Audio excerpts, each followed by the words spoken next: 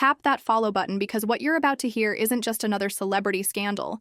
It's the absolute train wreck of a media empire crumbling in real time, and nobody saw it coming faster than Shannon Sharpe's world just collapsed. Because just 3 days ago, Shannon was sitting at the pinnacle of his second career. He had every reason to celebrate, every reason to believe he was untouchable, because a $100 million podcast deal was right at his fingertips after leaving the Volume Podcast Network. Doors opening, networks lining up, sponsors drooling over. The idea of partnering with one of the most beloved and authentic voices in sports media, and yet, in the blink of an eye, all that promise, all that leverage, evaporated when attorney Tony Busby and an OnlyFans model named Gabby detonated a $50 million lawsuit right in the middle of his success story, painting him as yet another powerful black man accused of using his influence and strength the wrong way.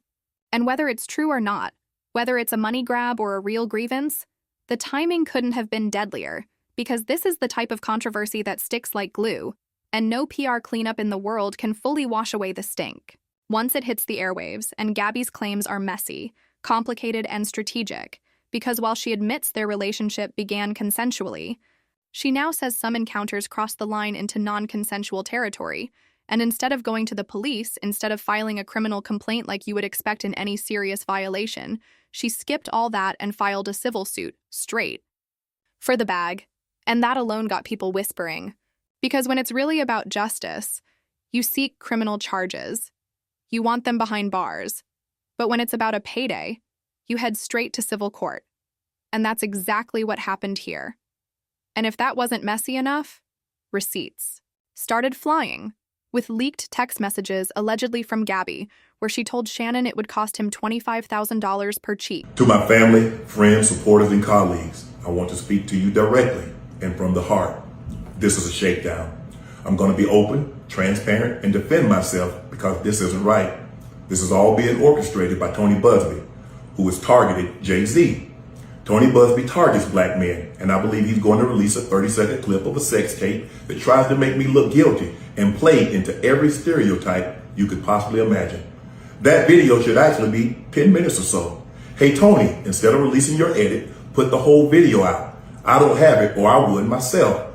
You know what happened, and you're trying to manipulate the media. The encounter in question took place during the day at her invitation, and now that appears to be a deliberate setup, coordinated by Gabby, also known as Carly on OnlyFans. Gabby and Tony Busby want $50 million. What they're getting is sued for defamation and trying to take me down. My career is all about real talk and honesty. I know my family and fans know exactly what this is about. And I'm going to be out there telling you whatever I need to say, just like I always do.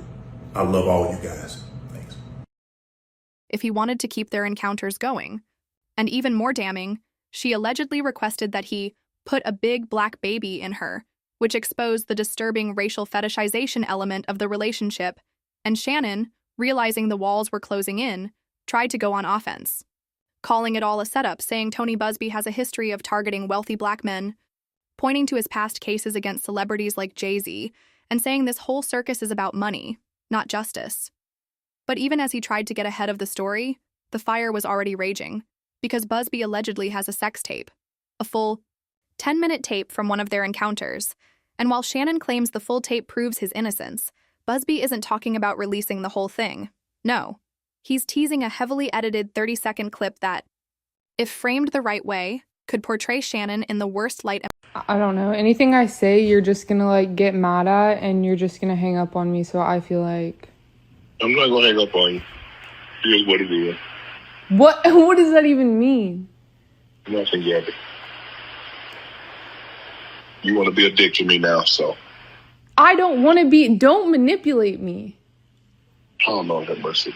If you say that one more time, I'm gonna fucking choke the shit out of you when I see you.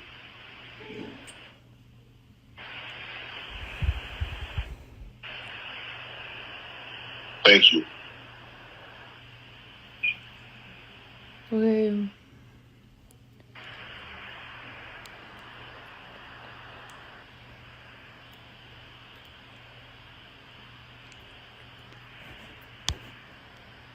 Well,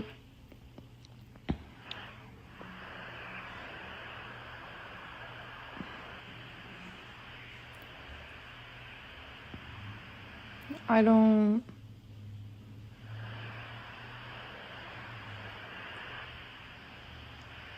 You know what? Well, I don't want to be choked. Yes, you do. I don't think you have a choice in the matter. Feeding into every negative stereotype, every racist trope, every fear-based narrative that the media loves to run with when it comes to black men and white women. And Shannon knows it. He knows perception is deadlier than fact, and he's begging publicly for the whole tape to be shown. But it might not matter, because the second that 30 seconds drops, the damage will be done.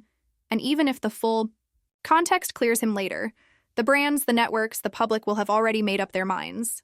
And this whole situation is even more tragic because Shannon should have known better. He should have moved smarter, because this isn't some random college kid. This is a Hall of Famer, a sports legend, a cultural icon who has been famous for decades, who should know that in the digital age, every interaction is a potential receipt. Every private moment can become public ammunition and messing with an OnlyFans model, someone who profits off exposure, someone who understands the power of content better than anyone, was always a ticking time bomb. And what's worse is that this isn't the first time Shannon's choices in his personal life have raised eyebrows, because even while building a media empire based on black culture, black excellence, black voices, he's repeatedly been linked to white women in his personal relationships, and now, as he tries to pull the race card and claim he's being targeted because he's black, critics are pushing back, asking why he wasn't thinking about that when he was tricking off thousands of dollars on white women while profiting from a black audience. And that's the contradiction that's now haunting him, because the same community that lifted him up is now questioning his loyalty, his authenticity, and his judgment. And in the brutal world of public opinion, it's not enough to be successful. You have to be consistent, and right now, Shannon looks anything but consistent. He looks reckless, hypocritical, and vulnerable. And it's heartbreaking to watch because there was a time when Shannon Sharpe was seen as a blueprint, a model for how athletes could transition into media with credibility, class, and cultural impact. And now that blueprint is burning in front of our eyes. And if that tape drops, and let's be real, it's probably already sitting in a folder ready to leak. The fallout will be immediate, because no brand wants to be associated with a scandal involving sex tapes, civil lawsuits, and allegations of racialized sexual misconduct. And Shannon will find himself not just losing money, not just losing gigs, but losing the intangible things that matter more than contracts: trust, influence, legacy, and even if he sues for defamation, even if he wins in court, the stain will linger, because once the